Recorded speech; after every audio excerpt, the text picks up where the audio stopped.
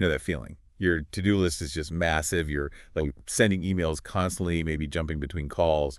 And then end of the day, you just think, what did I actually do? Yeah, it's like you've been running flat out but haven't actually gotten anywhere. Exactly. Like a treadmill. Lots of motion, no progress. Yeah. So, okay, let's really dig into that feeling today. We should. Because there's this concept, deep work, that's supposed to help cut through all that busyness. Right, deep work. We're going to dive into that based on discussions around Cal Newport's book. And the central thing is, how do we actually focus? Really focus in a world that feels like it's, well, built to distract us. Totally. So our mission for this deep dive, figure out what deep work really is, why it seems to matter more and more now. Right. And, the big one, how can we actually build this skill? Get beyond just being busy. Yeah, move towards actually getting meaningful stuff done. We'll be looking at excerpts that break down Newport's ideas. And it's not just about, productivity hacks, is it? It feels bigger. It is bigger. It's really about how we approach, well, work, life. Yeah. Reclaiming our ability to think deeply when everything's pulling at our attention. Okay, let's jump right in then. What is deep work, according to Newport? What's the definition we're working with?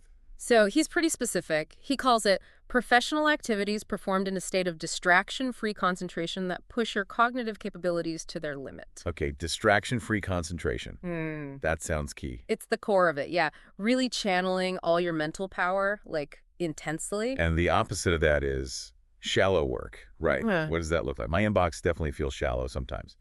Yeah, yours and everyone's. So shallow work is the stuff that doesn't really demand much brain power. Right. You often do it while you're distracted, maybe multitasking. And honestly, someone else could probably do it easily. Like routine emails? Maybe some meetings? Exactly. Those emails that just need a quick reply, meetings where you're just kind of listening. Or, doom scrolling social media. Things that feel urgent, maybe, but don't really move the needle on the big stuff. That's it. They don't really contribute to your major goals. Okay, clear distinction. So why is deep work so important then? It feels like sometimes the modern world rewards the opposite, being constantly online, responsive. Yeah, that's a great point. But Newport argues that deep work is, the engine for anything truly significant. The engine. How so? Well, think about writing something really insightful or developing complex code or crafting a really smart business plan. Right, things that take serious thought. Exactly. They all need that sustained, focused effort. That's where the really valuable stuff gets created. Okay, and this is where it connects to the economy, right? Yeah. That's super interesting. How does deep work help you thrive now? Yeah. So Newport points out that in today's economy, certain skills are becoming way more valuable. Like what? Like being able to work creatively with smart machines, AI and stuff, or being genuinely top tier in your field, or having capital, obviously. And deep work, that's the key to hitting those first two, especially. It lets you learn hard things fast. So you can master complex skills. Yeah. And produce work at a really high level, an elite level. That puts you in demand. Think about AI, the people who can deeply understand and use it. Yeah. They're golden. Gotcha. So it's not just personal satisfaction. It's about, future-proofing your career. Yeah. Staying relevant. Pretty much, yeah. Which leads us to his big idea. The deep work hypothesis. Okay, what's the hypothesis? That's basically this. The ability to perform deep work is becoming increasingly rare. Okay, yeah, that feels true. At exactly the same time, it is becoming increasingly valuable in our economy. Wow. Okay, say that again. Rarer, but more valuable. Exactly. Think about it. We're drowning in pings, notifications, digital noise. Is it hard to focus? Super hard. Yeah. But the rewards for those who can manage to focus deeply are getting bigger and bigger. That really does feel urgent. Like our environment is actively working against the skill we need most. Kind of, yeah. But here's the good news. Yeah. It's a skill, not like some fixed talent you either have or you don't. So you can learn it. Like playing guitar or something. Precisely. Newport's very clear. You can train yourself to do deep work. You can get better at it with practice. Okay, that's encouraging. So how? What are his rules for actually doing this? Right, so he lays out 4 main rules. The first one sounds simple, but it's tough. Rule #1 is work deeply. Work deeply. Okay, we know why it matters. But how do we actually make it happen with, life, all the distractions? He gives a few strategies. First, Ritualize it. Ritualize, what does that mean? It means setting up routines, like deciding when you'll do deep work, where you'll do it. Ah, okay. Like same time, same place. Yeah, or at least having a plan. Decide how long the session will be. Even define what success looks like for that session. So you're creating structure, making it predictable for your brain. Exactly. Reduces the willpower needed just to get started. Makes sense. He also talks about making grand gestures. Yeah. Sounds a bit dramatic. Huh. It can sound that way.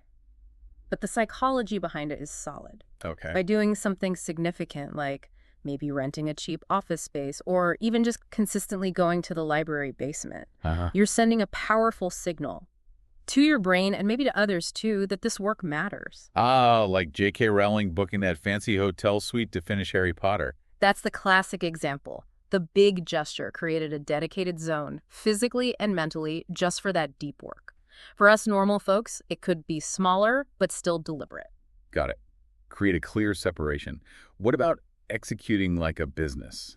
How does that apply to me trying to focus? So here he borrows from business strategy frameworks. He mentions one called the 4 disciplines of execution. Okay. The idea is don't try to do everything. Pick like 1 or 2 really crucial, wildly important, deep work goals for the week or month. Focus on the big rocks first. Exactly. Then figure out the lead measures, the specific actions you control that lead to that goal. Like scheduling 2 hours of focus writing time each morning. Perfect example. That's a lead measure. Then you track it. Keep a simple scoreboard. Did I do my 2 hours today? Yes, no. Okay, tracking progress. And finally, accountability. Create some way to hold yourself to it.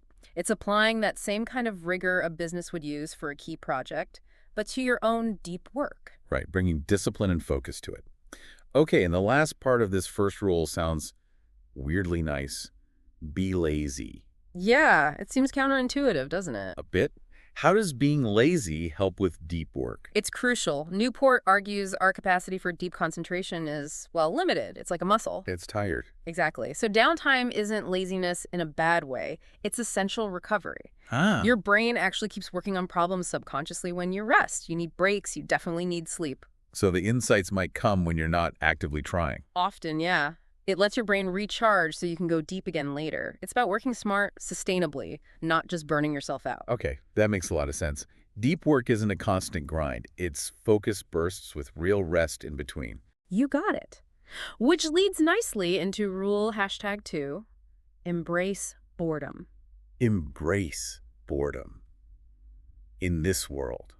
That sounds almost impossible. It feels like it, right? Everything is designed to entertain us instantly. Yeah, my phone is always right there. But Newport says learning to tolerate boredom, even seek it out sometimes, is fundamental for deep work. How? What does that look like? Just sitting there. Kind of. He talks about boredom training, deliberately not reaching for your phone or some other distraction the second you feel a bit bored. Like when you're waiting in line or... Exactly. Or just sitting quietly for 5 minutes, resisting that twitch to fill the space with stimulation. So you're fighting that instant gratification impulse. Precisely. He uses a weight training analogy. Every time you resist grabbing your phone when bored, that's like 1 rep for your attention muscle. Ah, strengthening the focus muscle. Yeah, and you start small. Maybe schedule times when your phone is just off or in another room, or literally just spend a few minutes staring out the window, letting your mind wander without input. Building tolerance for... Yeah. Nothing happening. Exactly. Resisting the constant pull of distraction. It makes it easier to stay focused when you actually need to do deep work later. Okay, that's a muscle I definitely need to work on. So, rule #3. This one sounds controversial. Quit social media. Yeah, that one gets attention, and it's Yeah. important to get the nuance here. Okay. He doesn't mean everyone has to delete everything forever. Not necessarily. His main target is what he calls the any benefit approach. Any benefit. Yeah, where we use a tool like Facebook or Twitter or whatever, just because it offers some small potential upside. Like keeping up with old friends. Right, without really weighing that against the huge downside, what it does to our attention, how much time it sucks up, how it hinders deep work. So it's about being way more critical about the tools we allow into our lives. Exactly. He advocates for a craftsman approach. Craftsman approach. Think of a woodworker choosing a chisel. They pick the best tool for the job, the one that clearly helps them achieve their core goals, and they ignore tools that don't meet that high bar. So only use tech if the positive impact on your important goals significantly outweighs the negative. You nailed it. It's a much higher standard than just, is there any reason I might want this? Okay, but how do you figure that out? It's hard to know the true impact sometimes. His suggestion is pretty direct. Try a 30-day detox. Just quit for a month. Yep. Pick the specific platforms that you suspect are problematic for your focus. Cut them out completely for 30 days. Wow. Okay. Then at the end, ask yourself honestly, was my life significantly worse without it? Did I genuinely miss out on something crucial? And if the answer is no, Then maybe that tool isn't as vital as you thought. Maybe the cost to your focus isn't worth the minor benefits. He says many people are shocked by how much time and mental space they get back. a 30-day fast. Yeah. That's intense, but I can see how it would give you real clarity. Okay, last rule. Rule #4, drain the shallows.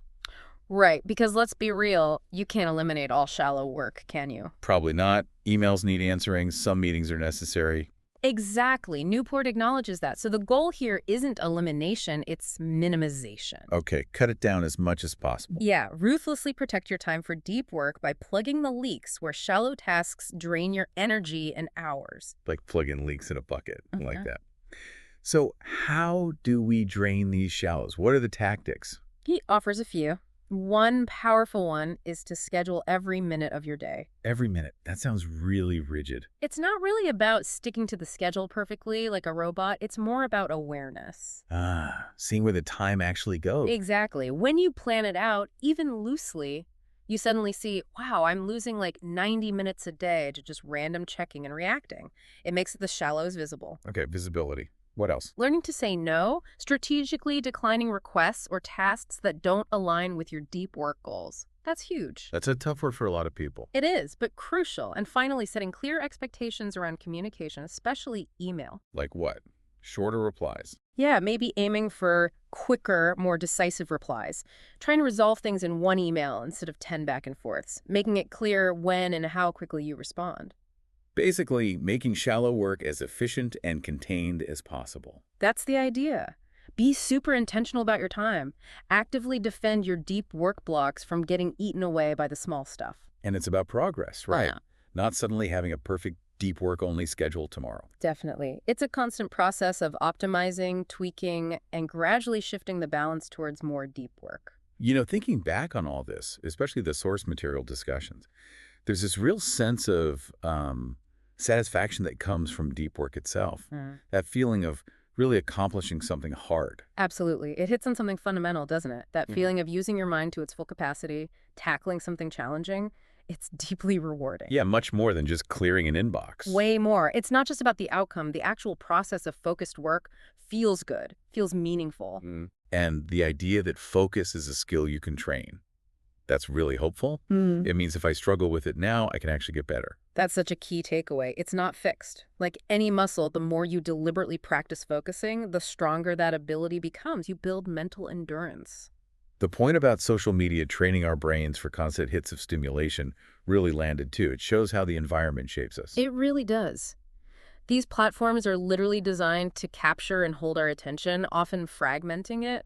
Recognizing that is the first step to fighting back, so to speak. Yeah, reclaiming control. And I found the idea of scheduled boredom being good for creativity fascinating. Letting your mind wander isn't wasted time. Not at all. It's often when the unexpected connections happen, right? Yeah. When you're not actively cramming information in, your brain has space to process and synthesize. Boredom can actually be really productive. Who knew?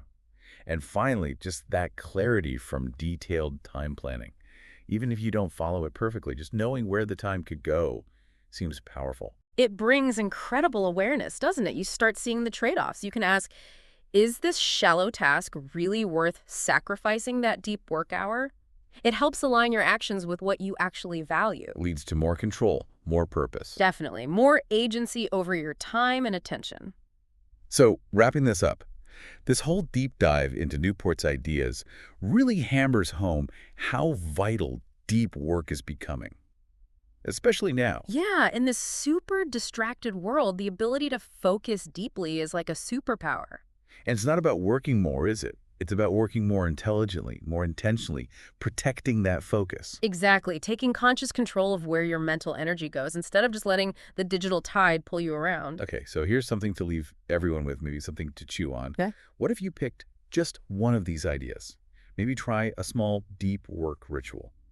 Or deliberately embrace, like, 5 minutes of boredom without your phone today, or even just track your time for an afternoon. How might even that one small intentional change start to impact your ability to reach your goals, or just feel, less frazzled and more fulfilled by your work? That's a great question, reflecting on your own relationship with distraction and the potential just waiting in focused work. Yeah, something to think about.